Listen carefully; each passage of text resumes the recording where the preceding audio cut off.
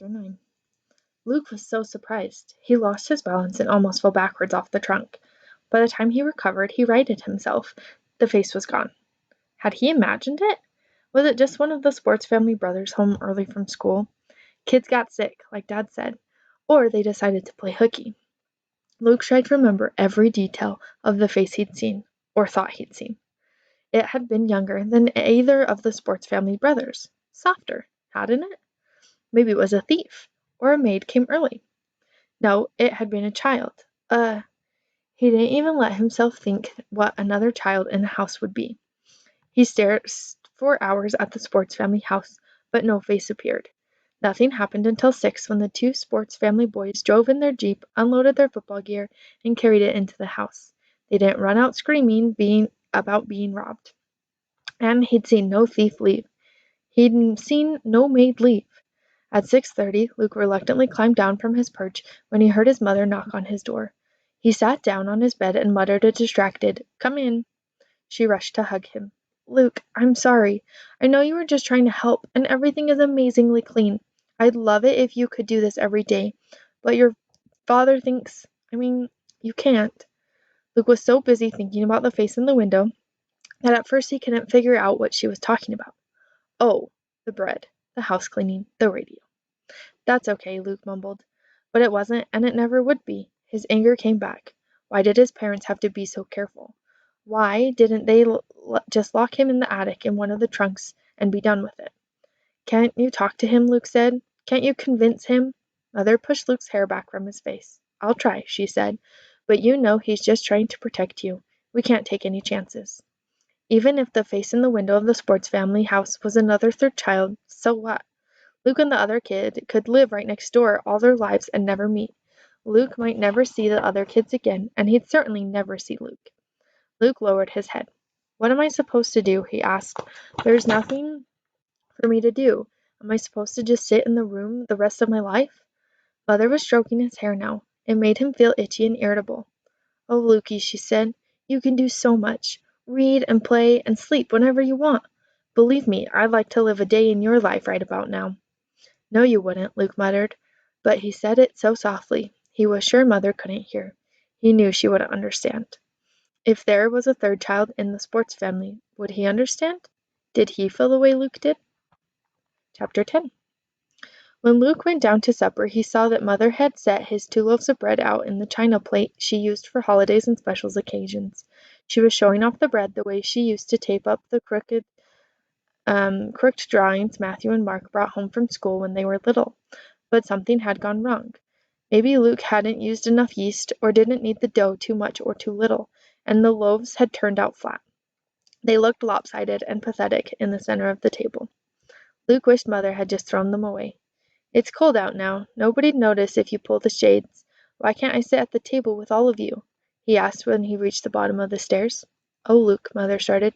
"Someone might see your shadow through the shade," Dad said. "They wouldn't know it was mine," Luke said.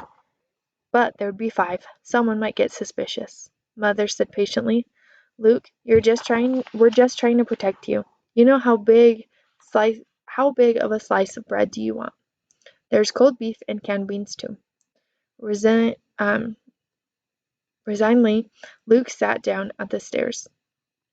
Matthew asked about the auction Dad had gone to. "I drove all that way for nothing," he said, disgusted. "I waited 4 hours for that tractor to come up, and then I couldn't even afford the first bid."